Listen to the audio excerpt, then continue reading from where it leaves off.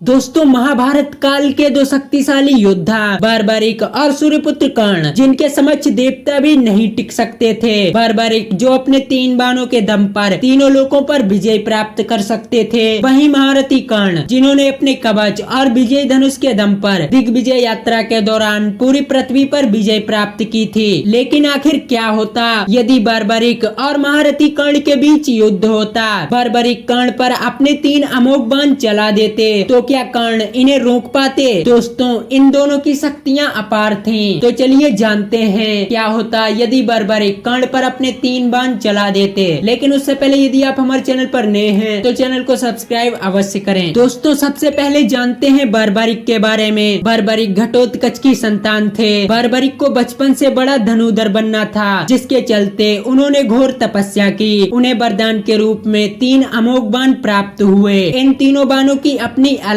खासियत थी, जिनमें पहला बाण शत्रु सेना को चिन्हित करता है तथा दूसरा बाण जिन्हें आप नहीं मारना चाहते उन्हें चिन्हित करता है, और तीसरा बाण पहले बाण द्वारा चिन्हित की गई शत्रु सेना को समाप्त कर देता है। इस तरह बर्बरिक के 3 बाण काफी विध्वंसकारी थे। लेकिन बर्बरिक महाभारत युद्ध में भाग नहीं ले सके, क्योंकि बर्बरिक ने युद्ध से पहले अपनी अपार शक्ति को देखते हुए ये प्रण किया था कि वे उसी पक्ष की तरफ से युद्ध करेगा जो पक्ष युद्ध के मैदान में हार रहा होगा। और भगवान श्री कृष्ण को ये बात पता थी कि युद्ध में कौरवों की हार निश्चित है, और यदि ये कौरवों की तरफ से युद्ध लड़ा तो पांडव एक पल में समाप्त हो जाएंगे। जिसके चलते श्री कृष्ण ने उसका सिर दान में मांग लिया, और बर्बरिक ने कृष्ण को अपना सिर दिया और कहा, हे माधव, मैं इस युद्ध को पूरी तरीके से देखना चाहता हूँ। तब भगवान श्री कृष्ण ने बर्बरिक का सर कुरुक्षेत्र भूमि में सबसे ऊंची शिला पर रख दिया।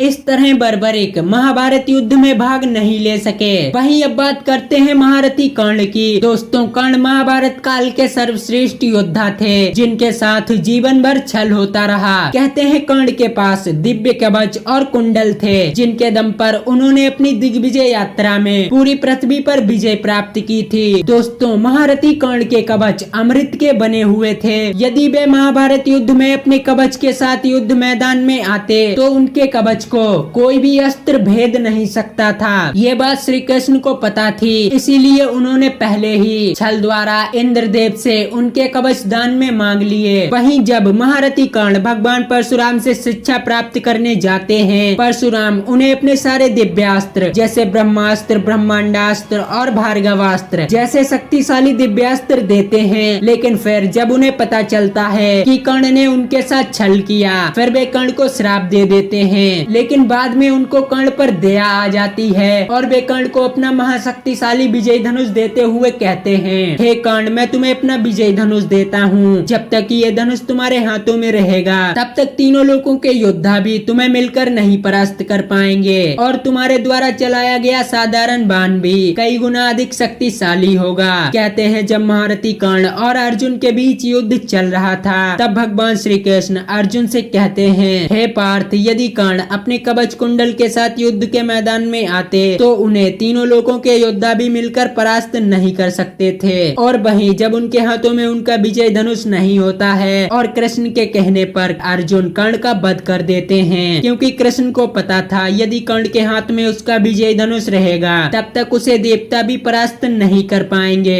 इस तरह यदि महाभारत युद्ध के दौरान बर्बरिक और कर्ण के बीच युद्ध होता, कर्ण के पास उनके कवच कुंडल होते तो बर्बरिक कभी भी महारथी कर्ण को परास्त नहीं कर पाते। लेकिन यदि कर्ण के पास उनका कवच भी नहीं होता, फिर भी कर्ण के हाथों में उनका विजय धनुष होता, जिसके चलते बर्बरिक के 3 बाण पूरी युद्ध भूमि को समाप्त कर देते। लेकिन सूर्यपुत्र कर्ण अपने विजय धनुष के चलते उन 3 बाणों से बच जाते। इस तरह महारथी कर्ण महाभारत काल के सर्वश्रेष्ठ योद्धा थे। यदि युद्ध के 17वें दिन उन्हें छल से नहीं मारा जाता तो अर्जुन कभी भी कर्ण को परास्त नहीं कर सकते थे। तो दोस्तों, आज की ये खास जानकारी आपको कैसी लगी हमें कमेंट में जरूर बताएं, और वीडियो पसंद आई हो तो चैनल को सब्सक्राइब करके बेल आइकन अवश्य दबाएं।